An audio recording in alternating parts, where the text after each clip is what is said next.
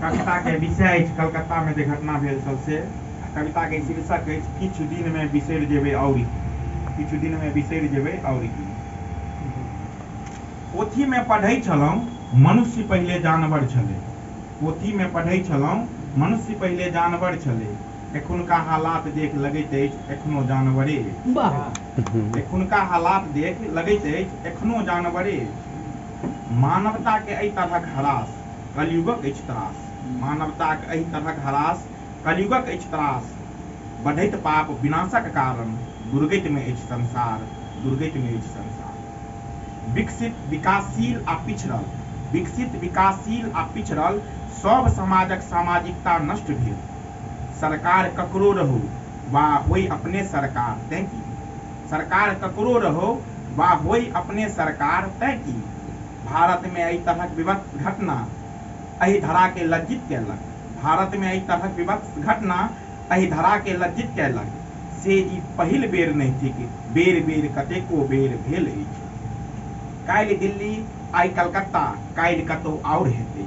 काल्हि दिल्ली आइ कलकत्ता काल्हि कतौ आओर हेतै। समय रहैत जँ नहि चेतब तऽ समय रहैत नहीं जँ नहीं चेतब तऽ एखन धरि बाँचल छी बाँचब कतेक दिन। एखन धरि बाँचल छी बाँचब कतेक दिन। लिअ मोमबत्ती लिअ मोमबत्ती बैसू धरना।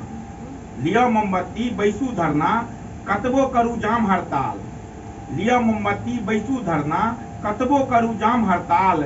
जा धरि नहीं करब संस्कृति के रक्षा जा धरि नहीं करब संस्कृति के रक्षा ता धरि नहीं भऽ सकत संतति के रक्षा। ता धरि नहीं भऽ सकत संतति के रक्षा। पकड़ल जेतै दोषी चलतै मुकदमा।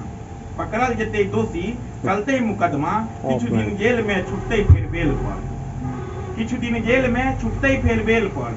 हेतै कि एहिसँ रुकि जेतै अपराध। हेतै कि एहिसँ रुकि जेतै अपराध। भइयो जेतै जँ सजा कि घुरि एती डॉक्टरनी। भइयो जेतै जँ सजा तऽ कि घुरि एती डॉक्टरनी। ई घटना कथा वा कविता के विषय नहीं थिक। ई घटना कथा वा कविता के विषय नहीं थिक से सब जनै छी। मुदा करू की करबै की हेतै की।